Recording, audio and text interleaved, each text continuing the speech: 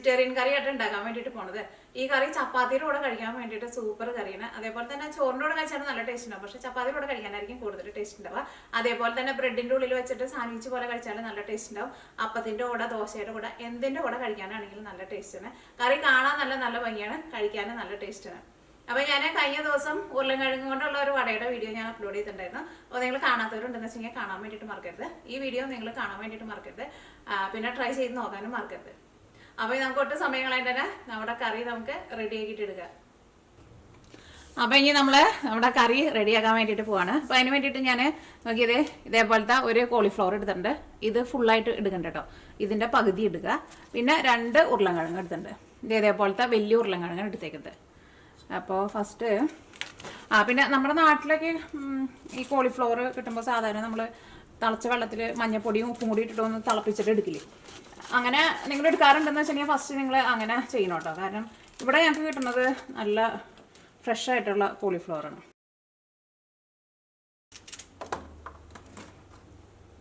ഇതിൻ്റെ നോക്കി ഈ തണ്ടുണ്ടല്ലോ, ഈ കനം കൂടിയത്, ഇതൊന്നും കളയേണ്ട ആവശ്യമില്ല കേട്ടോ.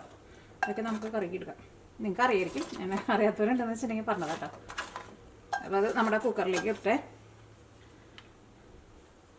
ഇതങ്ങനെ ഒരുപാട് ഭയങ്കര ചെറിയ പീസായിട്ടൊന്നും കട്ട് ചെയ്യേണ്ട ആവശ്യമില്ല.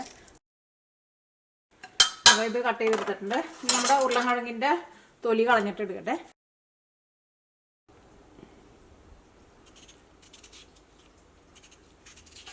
ഇതും ഇതേപോലെ നാളായിട്ട് പൊളിച്ചിട്ട് ഒരുപാട് കുഞ്ഞു കുഞ്ഞു പീസായിട്ട് കട്ട് ചെയ്യണില്ല. ഉരുളൻകിഴങ്ങും കോളിഫ്ലവറും നന്നായിട്ട് കഴുകിയെടുത്തിട്ടുണ്ട്. ഇത് വേവിക്കാൻ വേണ്ടിയിട്ട് ഇതിലേക്ക് വെള്ളം ചേർക്കാം. ഇത്രയ്ക്ക് വെള്ളം മതിയാവും. ഇത് നമുക്ക് കുക്കർ അടച്ച് വെച്ചിട്ട് കുക്കറിൻ്റെ ഉള്ളിൽ നിന്ന് ഒരു 3 വിസിൽ വരുത്താം. അപ്പോൾ നിങ്ങൾ വിചാരിക്കുന്നുണ്ടാവും എന്തിനാ കോളിഫ്ലവർ എന്തിനാ കുക്കറിൽ ഇട്ടിട്ട് വേവിക്കുന്നത്? സാധാരണ കോളിഫ്ലവറിന് ഒട്ടും വേവില്ലല്ലോ. പക്ഷേ ഇതിനകത്ത് നമ്മൾ ഈ കോളിഫ്ലവർ ഈ കറിയുടെ ഗ്രേവിയുടെ കൂടെ അങ്ങോട്ട് ചേർന്ന് പോകും. അങ്ങനെയാണ് നമ്മൾ ഈ കറി ഉണ്ടാക്കാൻ വേണ്ടിയിട്ട് പോകുന്നത്. ഉരുളൻകിഴങ്ങ് ചെറുതായിട്ട് ഉടയാണ്ട് കിടക്കും. അപ്പം നമുക്ക് തീ ഓണാക്കാം. ഇപ്പം നമ്മൾ ഇതിലേക്ക് ഉപ്പ മുളക് ഒന്നും ചേർക്കണില്ല.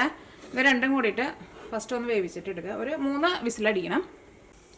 ഈ കറിയിലേക്ക് നമ്മൾ തക്കാളിയും സവോളയും അരച്ചിട്ടാണ് ചേർക്കേണ്ടത്. അപ്പോൾ അതിന് വേണ്ടിയിട്ട് നോക്കിയാൽ ഞാനിവിടെ വലിയൊരു സവോള എടുത്തിട്ടുണ്ട്. അപ്പോൾ നിങ്ങൾ ചെറിയ സവോളയെന്ന് വെച്ചിട്ടുണ്ടെങ്കിൽ അതനുസരിച്ചിട്ട് എടുക്കണം. കാരണം സവോള അത്യാവശ്യം നന്നായിട്ട് വേണം കേട്ടോ.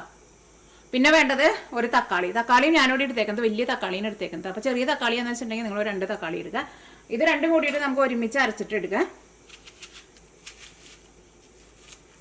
അപ്പോൾ അരച്ചിട്ട് എടുക്കുമ്പോൾ പിന്നെ ഒരുപാട് ചെറിയ പീസായിട്ടൊന്നും കട്ട് ചെയ്യാൻ വേണ്ടിയിട്ട് നിൽക്കണ്ട. ജസ്റ്റ് ഇതേപോലെയാണ് കട്ട് ചെയ്തിട്ട് ചേർക്കാം. ഈ കറിയിലേക്കുള്ള സാധനങ്ങളൊക്കെ റെഡി ആക്കിയിട്ട് കറി നമുക്ക് അടുപ്പത്തേക്ക് ഇടാൻ വേണ്ടിയിട്ട് നല്ല എളുപ്പമാണ്. പക്ഷേ നമ്മുടെ കറി റെഡി ആയിട്ട് വരാൻ വേണ്ടിയിട്ട് കുറച്ച് സമയം എടുക്കും. കാരണം അത് നമ്മൾ ഈ സബോളയ്ക്ക് നമ്മൾ അരച്ചിട്ടാണല്ലോ ചേർക്കേണ്ടത്. അപ്പോൾ ഇത് ഓയിലിൽ കിടന്നിട്ട് നന്നായിട്ട് വഴങ്ങി വരണം. എന്നാൽ മാത്രമേ നമ്മുടെ കറിക്ക് ടേസ്റ്റ് ഉണ്ടാവുള്ളൂ.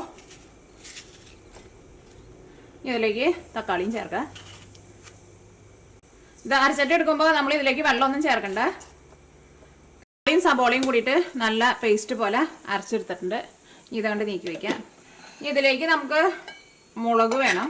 അപ്പോൾ ഞാനിവിടെ എടുത്തേക്കുന്നത് കാശ്മീരി മുളകാണ് എടുത്തേക്കുന്നത്. കാശ്മീരി മുളക് എന്ന് പറഞ്ഞിട്ടുണ്ടെങ്കിൽ പിരിയമുളകില്ലേ, അതാണ് എടുത്തേക്കുന്നത്. ഇതിനൊട്ടും എരിവില്ല കേട്ടോ. അപ്പം ഞാൻ ഇതിലേക്ക് തന്നെ ചേർക്കുമ്പോൾ ചില കറിയിലൊക്കെ ഇങ്ങനെ ചേർക്കുമ്പോൾ ചിലർ പറയാറുണ്ട് ഇത് ഭയങ്കര എരിവായിരിക്കുമല്ലോ എന്ന്. പക്ഷേ ശരിക്കുള്ള കാശ്മീരി മുളക് പൊടിക്ക് ഒട്ടും എരിവുണ്ടാവില്ല. അപ്പോൾ നമുക്ക് എരിവിന് വേണ്ടിയിട്ട് സെപ്പറേറ്റ് കുറച്ച് പച്ചമുളകും ചേർക്കാം. അപ്പോൾ ഞാനിവിടെ ഇതേപോലെ ഇങ്ങനെ ടേബിൾ സ്പൂണിൽ ഇങ്ങനെ നിറച്ചെടുക്കുന്നുണ്ട്.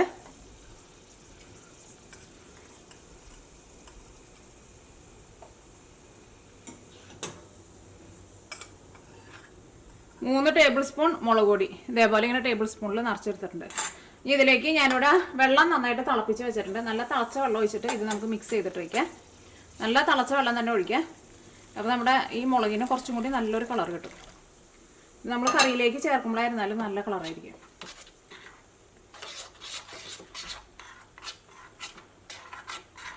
ഇപ്പോൾ നല്ലൊരു ഡാർക്ക് മെറൂണായിട്ടുണ്ട് ഇതിൻ്റെ കളറ്. അപ്പോൾ നല്ല തിളച്ച വെള്ളത്തിൽ മിക്സ് ചെയ്തിട്ട് വയ്ക്കുക. അപ്പോൾ ഇതിന് മുമ്പ് പണ്ടൊരു വീഡിയോയിൽ എൻ്റെ അടുത്ത് ഒരാൾ പറഞ്ഞിട്ടുണ്ടായിരുന്നു അവരെടുക്കുന്ന കാശ്മീരി മുളക് പൊടിക്ക് നല്ല എരിവായിരുന്നത്. അപ്പോൾ നിങ്ങളത് നോക്കിയിട്ട് എടുക്കുക കേട്ടോ. ഇതങ്ങോട്ട് നീക്കി വയ്ക്കാം. പാൻ വെച്ചിട്ടുണ്ട്. ഇതിലേക്ക് ഞാനിവിടെ 1/2 ടേബിൾ സ്പൂൺ ചെറിയ ജീരകമാണ് ചേർക്കുന്നത്. ചെറിയ ജീരകം എന്ന് വെച്ചിട്ടുണ്ടെങ്കിൽ നമ്മൾ സാമ്പാറിലേക്ക് ചേർക്കുന്ന ജീരകമില്ല, ആ ജീരകം. പിന്നെ 3/4 ടേബിൾ സ്പൂൺ വലിയ ജീരകം. വലിയ ജീരകം എന്ന് വെച്ചിട്ടുണ്ടെങ്കിൽ പെരിഞ്ജീരകം.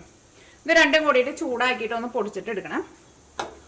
അപ്പോൾ പൊടി ചേർക്കുന്നതിനേക്കാളും നല്ലത് ഇതേപോലെ ഫ്രഷ് ആയിട്ട് നിങ്ങൾ പൊടിച്ചിട്ട് ചേർക്കുക. ഇതങ്ങനെ ചൂടാക്കിയിട്ട് ജസ്റ്റ് ആ മിക്സിയുടെ ചെറിയ ജാറിലിട്ട് ഒന്ന് കറക്കാൻ മതിയല്ലോ. അതിപ്പോൾ ഒരുപാട് വലിയ പണിയൊന്നും ഇല്ലല്ലോ. അപ്പോൾ നമ്മൾ കറിക്ക് കയറുന്നാൽ നല്ലൊരു സ്മെല്ലുണ്ടാവും. നന്നായിട്ട് ചൂടായിട്ടുണ്ടെങ്കിൽ തീ ഓഫ് ചെയ്യണം. തീ ഓഫ് ചെയ്ത വഴിക്കാൻ ഇതിൽ നിന്നെടുത്ത് മാറ്റണം കേട്ടോ. ഇത് നമുക്കൊന്ന് പൊടിച്ചിട്ടെടുക്കുക.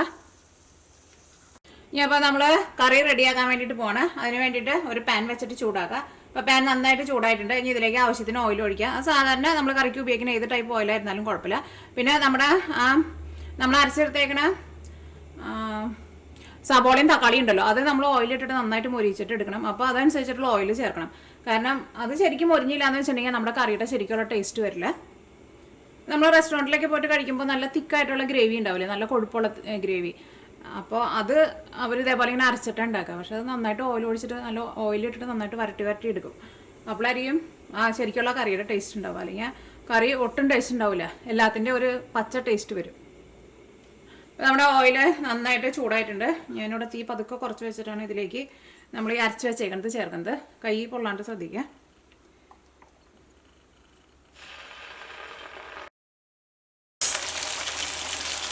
ഇതിലേക്ക് ആവശ്യത്തിന് ഉപ്പ് ചേർക്കാം. ഇത് ഫസ്റ്റ് ഓയിൽ കിടന്നിട്ട് ഇത് രണ്ടും കൂടിയിട്ട് നന്നായിട്ട് മുരിഞ്ഞ് ആ പച്ച ടേസ്റ്റ് മാറണം. അപ്പോൾ ഇവിടെ നമ്മുടെ കുക്കറിൻ്റെ ഉള്ളിൽ നിന്ന് ആവി മുഴുവനും പോയിട്ടുണ്ട്. കുക്കറൊന്ന് തുറന്നോട്ടെ. ഇതിങ്ങനെ ഒരു സ്പൂൺ വെച്ചിട്ട് നമ്മുടെ ഇതുണ്ടല്ലോ, ഇത് രണ്ടും കൂടിയിട്ട് ഇങ്ങനെ ചെറുതായിട്ട് ഇങ്ങനെ ഉടയ്ക്കുക. ഉടച്ച് നമ്മൾ വെച്ചിട്ടുണ്ടെങ്കിൽ അത് ഇതൊക്കെ ഇങ്ങനെ ഉടയാണ്ട് കിടക്കുന്നുണ്ട് കേട്ടോ. നന്നായിട്ട് മുരിഞ്ഞ് വന്നിട്ടുണ്ട്. ഇങ്ങനത്തെ ഓയിലേക്ക് നന്നായിട്ട് തെളിഞ്ഞ് വന്നിട്ടുണ്ട്. ഇതിലേക്ക് നമ്മൾ തക്കാളി കൂടിയിട്ട് ഒരുമിച്ച് ചേർത്തതുകൊണ്ട് തന്നെ ഇത് അങ്ങനെ ഒരുപാട് അങ്ങനെ പുറത്തേക്ക് അങ്ങനെ പൊട്ടിത്തെറിക്കില്ല കേട്ടോ. പിന്നെ സാധാരണ നമ്മൾ സവോള തന്നെയാണല്ലോ ഫസ്റ്റ് ഇങ്ങനെ അരച്ചിട്ട് ഇങ്ങനെ മുരിച്ചിട്ട് എടുത്ത് കഴിഞ്ഞിട്ടാണ് നമ്മൾ തക്കാളി ചേർക്കാറുള്ളത്. പക്ഷെ ഇത് രണ്ടും കൂടിയിട്ട് ഒരുമിച്ച് ചേർത്തിട്ടുണ്ടെങ്കിൽ പെട്ടെന്ന് നമുക്ക് മുരിഞ്ഞ് കിട്ടുകയും ചെയ്യും. അപ്പോൾ ഇത് പ്രത്യേകം ശ്രദ്ധിക്കുക. ഇതാണ് നമ്മുടെ കറിയിൽ ഏറ്റവും ഇമ്പോർട്ടൻറ്റ്. ഇത് ഇതേപോലെ ഇങ്ങനെ ഓയിൽ കിടന്നിട്ട് നന്നായിട്ട് മുരിയണം. ഇതിലേക്ക് ഞാനിവിടെ ജിഞ്ചർ ഗാർലിക് പേസ്റ്റാണ് ചേർക്കുന്നത്. ജിഞ്ചർ ഗാർലിക് പേസ്റ്റ് ഞാനിതിലേക്ക് 1.5 ടേബിൾ സ്പൂണാണ് ചേർക്കുന്നത്.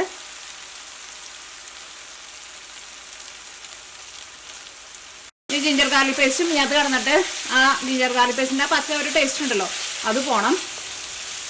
2 വലിയ പച്ചമുളക് എടുത്തിട്ടുണ്ട്. പച്ചമുളക് നിങ്ങളുടെ എരിവിനനുസരിച്ചിട്ട് ചേർക്കാം. പിന്നെ നമ്മൾ കാശ്മീരി മുളക് പൊടി നമ്മൾ മിക്സ് ചെയ്ത് വെച്ചിട്ടുണ്ടല്ലോ അത് നമ്മൾ ചേർക്കും. അപ്പോൾ അത് നിങ്ങളുടെ എരിവിനനുസരിച്ചിട്ട് നിങ്ങൾ ചേർത്ത് കൊടുക്കുക. കാരണം എരിവുള്ള കാശ്മീരി മുളക് പൊടിയാണെന്ന് വെച്ചിട്ടുണ്ടെങ്കിൽ അതനുസരിച്ചിട്ട് ചേർക്കാം. ഇതിലേക്ക് നമുക്ക് മഞ്ഞൾപ്പൊടി ചേർക്കാം. മഞ്ഞൾപ്പൊടി ഞാൻ ഇതിലേക്ക് 1/2 ടേബിൾ സ്പൂണാണ് ചേർക്കുന്നത്. ഇതെല്ലാം കൂടിയിട്ട് നന്നായിട്ടൊന്ന് മൊരിയട്ടെ. ഇതിലേക്ക് നമുക്ക് മല്ലിപ്പൊടിയും കൂടിയിട്ട് ചേർക്കണം. മല്ലിപ്പൊടി ഞാനിതിലേക്ക് ഇതേവിടെ ടേബിൾ സ്പൂണിൽ ഇതേപോലെ ഇങ്ങനെ നിറച്ചെടുത്തിട്ടുണ്ട്. 1.5 ടേബിൾ സ്പൂണാണ് ചേർക്കുന്നത്. ഇതെല്ലാം കൂടിയിട്ട് ഇതിനകത്ത് കിടന്നിട്ട് നന്നായിട്ട് മുരിഞ്ഞ് വരട്ടെ. അത് കഴിഞ്ഞിട്ട് വേണം ഇതിലേക്ക് നമ്മൾ മിക്സ് ചെയ്ത് വെച്ചേക്കണം നമ്മുടെ കാശ്മീരി മുളക് പൊടി ഉണ്ടല്ലോ അത് ചേർക്കാൻ വേണ്ടിയിട്ട്.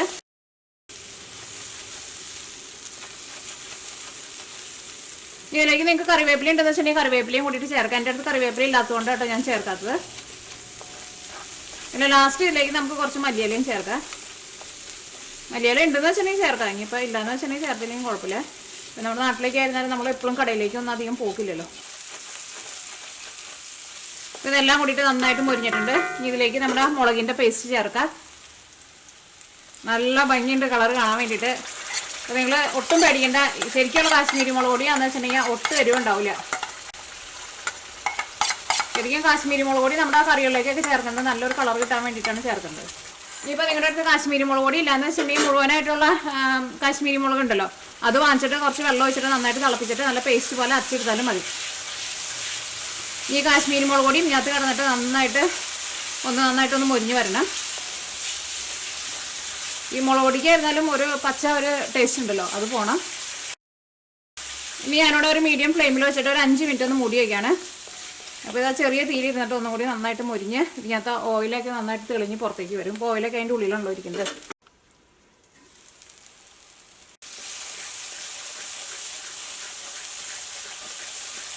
ഇതെല്ലാവരും നന്നായിട്ട് മുരിഞ്ഞ് ഇതിൻ്റെ ആ ഒരു പച്ച സ്മെല്ലുണ്ടല്ലോ എല്ലാത്തിൻ്റെയും പച്ച സ്മെല്ല് പോയിട്ടുണ്ട്. ഇനി നമ്മളിവിടെ ആ 2 ടൈപ്പ് ജീരകം പൊടിച്ച് വെച്ചിട്ടുണ്ടായിരുന്നില്ല അത് ചേർക്കാം.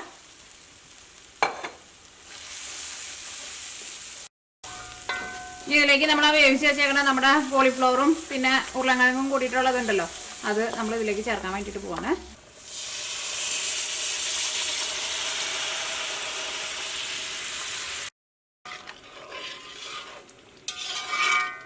ഇതിലേക്ക് ഞാനിവിടെ കസൂരി മേത്തി ചേർക്കുന്നുണ്ട്. കസൂരി മേത്തി എന്ന് വെച്ചിട്ടുണ്ടെങ്കിൽ ഉലുവയുടെ ഇല ഉണക്കിയത്. അതിന് പകരമായിട്ട് ഉലുവ ചേർക്കരുത് കേട്ടോ. ഉലുവയുടെ ഇല ഉണക്കിയതും ഉലുവയും തമ്മിൽ ടേസ്റ്റിന് ഭയങ്കര വ്യത്യാസമുണ്ട്. അത് നമ്മൾ ടേസ്റ്റിന് വേണ്ടിയിട്ട് കുറച്ച് ഇങ്ങനെ ചേർത്ത് കൊടുക്കാം. ഇതാണ് ചേർത്ത് കഴിയുമ്പോൾ നല്ലൊരു ഫ്ലേവർ കിട്ടും. കൈ കൊണ്ട് ഇങ്ങനെ ഒന്ന് തിരുമ്മിയിട്ടിടാം, നല്ല മണം അതിന്. ഞങ്ങൾ അതിൻ്റെ ടേസ്റ്റ് നോക്കിയിട്ട് ഇതിലേക്ക് നിങ്ങൾക്ക് ഉപ്പ് വേണമെന്ന് വെച്ചിട്ടുണ്ടെങ്കിൽ ഉപ്പ് ചേർക്കാം. ഞാൻ കറിയുടെ ഉപ്പ് നോട്ടെ, ഉപ്പുണ്ടോ നോട്ടെ. ഈ മീഡിയം ഫ്ലെയിമിൽ മൂടി വയ്ക്കാനോ, അല്ലെങ്കിൽ ചിലപ്പോൾ അത് ഇവിടെ ആകെ തെറിക്കും. ഈ കറി നമുക്ക് ഒരു മീഡിയം ഫ്ലെയിമിൽ ഒരു 15 മിനിറ്റ് ഒന്ന് മൂടി വയ്ക്കാം. ഇടയ്ക്ക് നിങ്ങളൊന്ന് ഇളക്കിയിട്ട് കൊടുക്കുക. അപ്പം ഞാനിവിടെ കറി ഒരു 7 മിനിറ്റ് മൂടി വെച്ചിട്ടുണ്ടായിരുന്നു. ഇതിലേക്ക് നമുക്ക് കുറച്ച് മല്ലിയില ചേർക്കാം. ഒരു 7 അല്ലെങ്കിൽ ഒരു 8 മിനിറ്റും കൂടി ഒന്ന് മൂടി വയ്ക്കാം. തീ ഒരുപാട് കൂട്ടി വയ്ക്കണ്ട, എന്നാലും ഒരുപാട് കുറച്ചും വയ്ക്കണ്ട. ഇപ്പം നമ്മുടെ കറി ചെറുതായിട്ടൊന്ന് തിക്കായിട്ട് വന്നിട്ടുണ്ട്. ഞാനത്തെ ഓയിലേക്ക് നന്നായിട്ട് തെളിഞ്ഞ് വന്നിട്ടുണ്ട്. ഇനി ഞാനിതിലേക്ക് നോക്കിയേ ഇതേപോലത്തെ ഒരു 2 ചെറിയ കഷ്ണം ശർക്കര ചേർക്കുന്നുണ്ട്. ഞാൻ ശർക്കരയും കൂട്ടിയിട്ടാണ് ചേർക്കുക. അപ്പോൾ ആ കറിയുടെ ടേസ്റ്റിന് കുറച്ചും കൂടി നല്ല ടേസ്റ്റ് വരും. നമുക്കൊരു സർവിങ് പ്ലേറ്റിലേക്ക് പാർത്ത്. അപ്പോൾ ഈ കറിയിൽ ഞാൻ ഗരം മസാല ചേർത്തിട്ടുണ്ടായിരുന്നില്ല. കാരണം നമ്മൾ 2 ടൈപ്പുള്ള ജീരകം നമ്മൾ പൊടിച്ച് ചേർത്തിട്ടുണ്ടായിരുന്നല്ലോ. അപ്പോൾ അതിനകത്ത് തന്നെ നല്ലൊരു ഫ്ലേവർ ഉണ്ട്. നിങ്ങൾക്ക് ഗരം മസാല വേണമെന്ന് വെച്ചിട്ടുണ്ടെങ്കിൽ ലാസ്റ്റ് കുറച്ച് ഗരം മസാല ചേർത്ത് കൊടുക്കുക. പിന്നെ ലാസ്റ്റ് ഇതിലേക്ക് 1 ടേബിൾ സ്പൂൺ നെയ്യും കൂടി ചേർത്തിട്ടുണ്ടെങ്കിൽ ആ നെയ്യുടെ ഒരു സ്മെല്ലും മണം കൂടി വന്നു കഴിയുമ്പോൾ കുറച്ചുകൂടി നല്ലതായിരിക്കും. അത് രണ്ടും നിങ്ങൾക്ക് വേണമെന്ന് വെച്ചിട്ടുണ്ടെങ്കിൽ നിങ്ങൾ ചെയ്യുക. പിന്നെ ഈ കറി നിങ്ങൾ വെള്ളം പോലെ എടുക്കരുത് കേട്ടോ.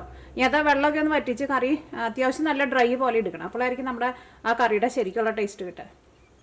അപ്പോൾ ഈ കറി നമുക്കൊരു സർവിങ് പ്ലേറ്റിലേക്ക് പാർത്ത്.